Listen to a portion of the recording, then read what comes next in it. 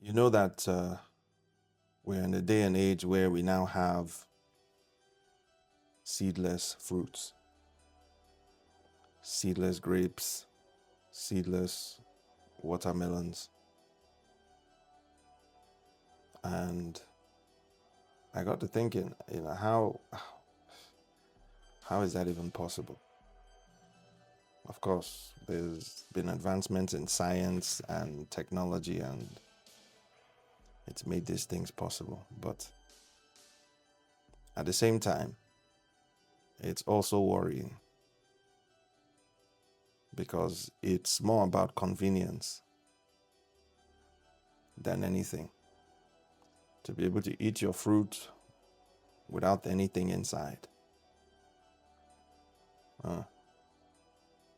In the beginning, it was not so. In the beginning, everything was made by God to have seed in of itself. And I sense that the same thing too, the same process seems to be playing out in Christianity too. Modern day Christianity, whatever that is. Seedless Christianity. That's a Christianity that is unable to organically reproduce or replenish. For it to replenish, it will need artificial interference. The growth is not organic anymore, it's manufactured. The growth is now based on a formula and not a foundation. When I look at our fathers of faith and see how that they were strong men in God, they withstood hard times, dark times, terrible things. They withstood even the good times that make people go soft, yet they are still strong. And I'm beginning to see that we're not on the same foundation as those guys. When they started out, they didn't even have, maybe they had less than half the structures that we have today. It's like the Christianity where we were given, or we've been given, is one that is more formal, more smarter, and has just, in my opinion, lost its edge. We don't have the same foundation as those guys, and it's clear. So we are not able to reproduce such men, such women back on the earth again. And that's already in violation of the law in Genesis. To replenish the earth, to be fruitful and multiply. Because what we have now, we have fruits, but no seed in it.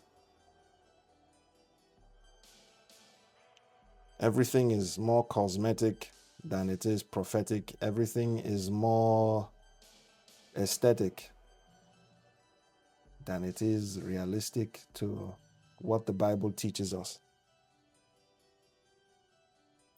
That's a problem.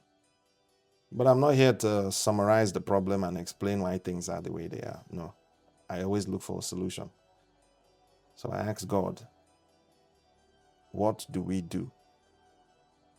Knowing that we're a generation raised on sand and not soil. We have nice sand castles, and we've even built a house of cards, but a little wind, a little rain, and it all vanishes away. So what do we do? And the Lord said, from Proverbs 22, verse 28, do not remove the ancient landmark which your fathers have set.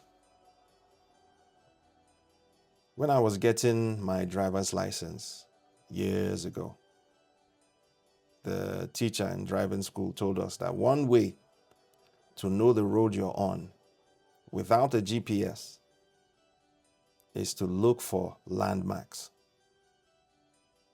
You know, a landmark could be a particular structure, a building, or a sign Landmarks are signs generally that would tell you what road you're on, even without the GPS, especially if you've driven past that road before. And so it is in our journey as Christians. We should not remove the ancient landmarks set by our fathers,